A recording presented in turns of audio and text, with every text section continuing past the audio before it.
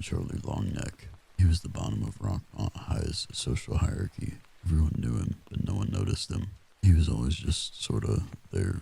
Too lame for the stoners, too weird for the nerds, and last to get picked for dodgeball. He was a pale, gangly mess of a kid, like he was built on a wire. His large head sat atop a skinny neck that seemed about 3 inches too long, and he was quiet, uncomfortably quiet. He'd speak when called on in class, but that's about it.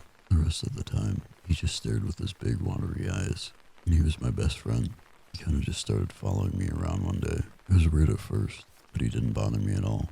He just seemed happy to sit with me at lunch or listen to me vent. Eventually, I began enjoying the company. I could tell he enjoyed it too. After a few months of this, he even began to talk to me. I've been watching them for years, observing.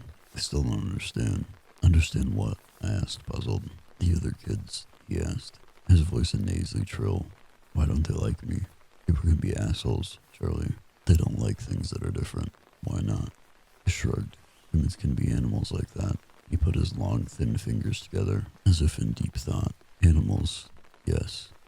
I don't know why, but something about his big hands and dinner plate eyes made me nervous. I put it out of my mind.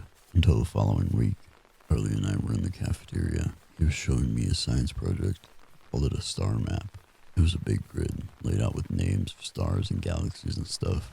Whatever it was important to him. And then Kevin Lakey, dickhead extraordinaire, walked over and dumped a carton of milk on it. His other asshole friends cheered him on. Charlie's project was ruined, the ink running with spilled milk off the table. I tried to comfort him, but he didn't seem angry. He looked determined, like he'd finally made up his mind. He'll come to school tomorrow, he said, as we mopped up the mess.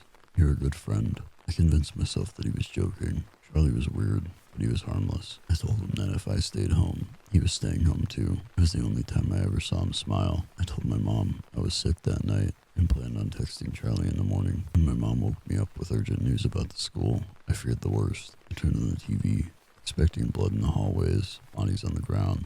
Instead, I saw a newsreel of a blinding light descending from the sky. Rockmont High School and everyone in it had vanished without a trace.